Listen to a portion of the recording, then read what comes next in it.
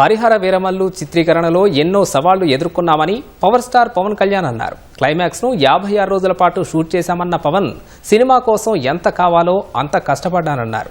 హైదరాబాద్లో నిర్వహించిన హరిహర వీరమల్లు మీడియా సమావేశంలో చిత్ర బృందంతో కలిసి ఆయన పాల్గొన్నారు.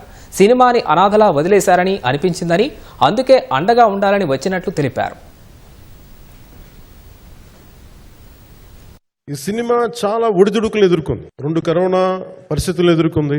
పాలిటిక్స్ నా ప్రైమరీ ఫోకస్ అయిపోయిన తర్వాత మళ్ళీ దృష్టి పెట్టి సినిమా కావాలి, మీరు చెయ్యాలని చెప్పి నా దగ్గరికి వచ్చి కోరుకున్నప్పుడు నేను ఎంత బెస్ట్ ఇవ్వగలను ఆ సినిమాకి అందించాను. నేను ఎప్పుడో నేర్చుకున్న మార్షల్ ఆర్ట్స్, ఒక ఎస్క్రీమా కానీ, ఊషు కానీ, సెల్ఫ్ డిఫెన్స్ టెక్నిక్స్ కానీ, వర్క్ షాప్ చేసిన జీత్ కండో ఇవి కానీ, ఇవన్నీ ఈ సినిమాకి నాకు పనికి వచ్చినాయి. నాకు విజయవాడ సమీపంలో ఉన్న కొల్లూరు ప్రాంతం నుంచి దొరికిన ఒక కోహినూరు వజ్రం నుంచి అది ఎటు మన గోల్కొండ రాజుల దాకా వచ్చింది, హైదరాబాద్ సుల్తాన్ల దాకా ఎలా వచ్చింది, దీని ట్రావెల్ ఇటు వెళ్ళింది. ఇవన్నీ జరిగినప్పుడు దీని నేపథ్యంలో జరిగే కథ ఇది. Krish came out with very good concept. చాలా హై కాన్సెప్ట్ పట్టుకొచ్చారు. కొంత వ్యక్తిగత కారణాలు, కొన్ని ప్రొఫెషనల్ కారణాలు ఆయన ప్రాజెక్ట్ కి బయటికి వెళ్ళినా కానీ దీన్ని ఫౌండేషనల్ వర్క్ చేసిన క్రిష్ గారికి మనస్ఫూర్తిగా నా హృదయపూర్వక ధన్యవాదాలు తెలియజేస్తాను. తర్వాత స్టెప్ ఇన్ అయింది జ్యోతి కృష్ణ గారు. యాక్చువల్ తనతో మాట్లాడుతుంటే మోస్ట్ సెన్సిబుల్ డైరెక్టర్ అనిపించారు. నీరసం పడిపోయినప్పుడల్లా, సినిమా అవుద్దా అవ్వదా అనుకున్నప్పుడల్లా దీనికి ప్రాణవాయువునిచ్చిన వ్యక్తి కీరవాణి గారు. Cinema promotion